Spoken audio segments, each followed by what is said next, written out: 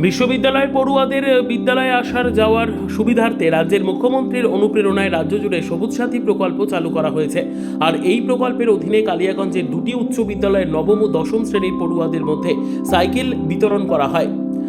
মঙ্গলবার দুপুরে আড়ম্বর অনুষ্ঠানের মধ্যে দিয়ে কালিয়াগঞ্জ শহরের গিন্নিদেবী উচ্চ বিদ্যালয় থেকে শহরের সরলা সুন্দরী উচ্চ বিদ্যালয় ও গিন্নিদেবী উচ্চ বিদ্যালয়ের আনুমানিক 150 জনের মতো পড়ুয়াদের তুলে দেওয়া হয়। প্রথম দিনের মোট 544 জন পড়ুয়াদের দেওয়া হবে ধাপে ধাপে। এদিনের অনুষ্ঠানে উপস্থিত ছিলেন পুরপ্রধান রামনিবাস সাহা, পঞ্চায়েত সমিতির সভাপতি হিরণ্ময় সরকার সহ অন্যান্যরা। এই আজকে না, আমাদের প্রত্যেক বছরই ক্লাস 9 এবং 10কে আমাদের সবুজ সাথী প্রকল্পে আমাদের সাইকেল দেওয়া হয়। আজকে গিনিদেবী এবং সরলা সুন্দরী দুটো স্কুলে মোটামুটি 150 সাইকেল দেওয়া হচ্ছে, ডিস্ট্রিবিউট হচ্ছে। সেটা আমি এবং সভাপতি সাহেব দুজনেই আছে একটা ছোট্ট উদ্বোধনের মাধ্যমে আমরা সাইকেল বিলি করলাম।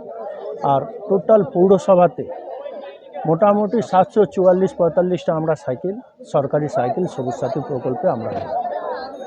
আজকে দেখা হলো যে কোন কোন স্কুলকে দেওয়া হবে?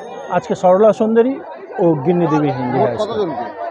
মোট ব্যুরো রিপোর্ট, উত্তর বাংলা সংবাদ।